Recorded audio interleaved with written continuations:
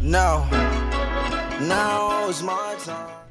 Alright, so been gone for a while. The last video was in late July, but moved into school. I go to WSU, and I'm all settled in, and I'm ready to get back into the swing of things, making videos.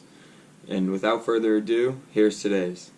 So NBA season kicks off later today, and because of that, I thought it would be a good idea to let you guys know what my 1 through 8 in both the East and the West are going to be for this year. So starting in the East, I'm going to go 8 to 1. I got the Hornets in the 8th spot. I really liked the Hornets last year, but they lost Dwight Howard, who had a career resurgence last year. I still believe in Kemba. I think he's a superstar in the making, or at least has the potential to be. So that's why I got him in the 8th seed. And for the 7th seed, I have the Chicago Bulls. And I think that Lauri Markkanen, aside from Kyle Kuzma, was the surprise of the draft. He just exceeded all expectations, at least I've seen. And with Dunn, Levine, maybe Denzel Valentine will turn it around. The Bulls just have a core of young players, and I think they make it into the playoffs this year. Next, we have the Cavs. So everyone knows what the Cavs have been through this offseason, but Kevin Love's still a good player. Colin Sexton, the young bull, I think is going to show out and be able to bring that team to a 6th seed. So the next two I thought were the middle of the pack. At 4 and 5, I have the Raptors and the Pacers. Raptors being at 4, Pacers being at 5, because I love Oladipo.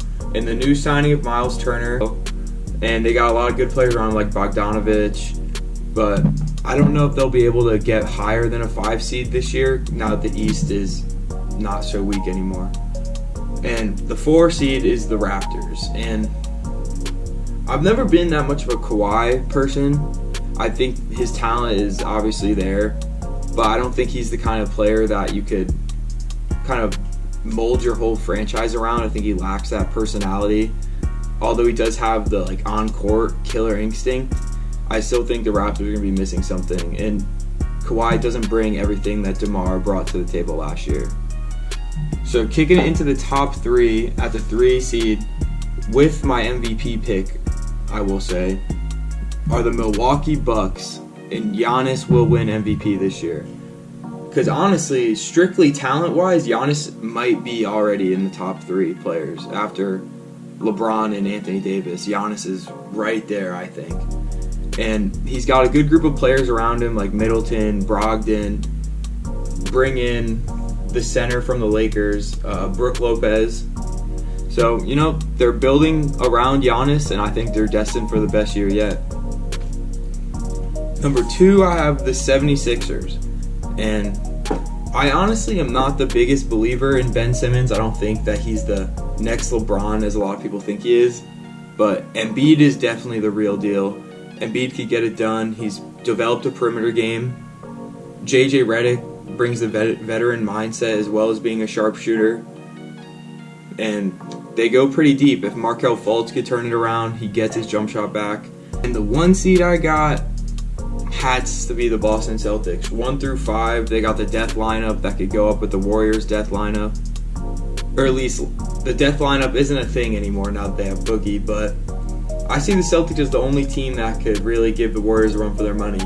Kyrie, Jaylen Brown, Jason Tatum, Gordon Hayward, Al Horford, and then Smart, Rozier, Marcus Morris off the bench. With the best coach in the NBA other than Pop, the Celtics win the East this year. Alright, as for the West, my 8th seed is the T-Wolves. The T-Wolves are full of talent. If Jimmy Butler stays, Cat, Wiggins, I think Jeff Teague's even an above average point guard. But I don't think they're ready to win yet. They have a lot of drama surrounding them, and while their stars are still young. But Jimmy Butler, if he stays the whole year, I think they might be able to move up, but for right now, I have him as the 8th seed. 7, with my favorite non-Celtic player, is the San Antonio Spurs. I think that DeMar DeRozan is going to excel under Pop. He's got veteran leadership around him, whether it's LA or Pau Gasol, and he'll be able to help out DeJounte Murray through this injury, and hopefully he'll learn moving forward. And that's what I have at number 7. Number 6, I have the Utah Jazz, and probably the best defensive team in the NBA behind Rudy Gobert. and of course last year's breakout of Donovan Mitchell. 5 through 3 for me in the West is very close. The 3 teams are the Blazers, Lakers, and Thunder. But my order for them is Blazers at 5, Lakers at 4, Thunder at 3. I think the Blazers are missing one more piece. They have the 2 star guards, 3J and Dame Dalla, but I don't see them really making it past the 5th slot in the West. The Lakers. I'm wearing the Shaq jersey, but I don't think the Lakers got it this year. I'm not a believer in that LeBron could take all of these talented young players, even though that is what they are. I don't think that they're built to win. I don't think they're ready to win yet. And I think it's going to become pretty evident about what LeBron could do with such little teams. And the Thunder, they re-signed Paul George. Come on. Paul George and Russ, without Melo, as much as I love Melo, is going to be a problem. Grant off the bench. Steven Adams is one of the toughest players in the NBA, and he brings that with him to the whole team. And I don't know. I think the Thunder could give either the Rockets or the Warriors a run for their money in the West. And that gives away my 1 and 2. But number 2 is the Rockets. Lost Ariza, lost Mute, but added Carmelo Anthony. I think Melo's going to have the resurgent year that people were expecting to have in OKC. But he'll be able to do it this year. Chris Paul will be able to find him. James Harden, when he's the primary ball handler, will be able to find him. He'll have open shots. I think the Rockets are really good, but I think they're worse than last year overall as a team. And the easiest one on this whole list, the Warriors at number 1 in the West, of starting 5 of all All-Stars. And I don't think there's any team, East or West, if they were in another division, that would dethrone them as the number 1 seed. I think the Celtics have the ability to beat them in a 7-game series, but the Warriors are going to run away with the West. Just want to give everyone a thanks for watching.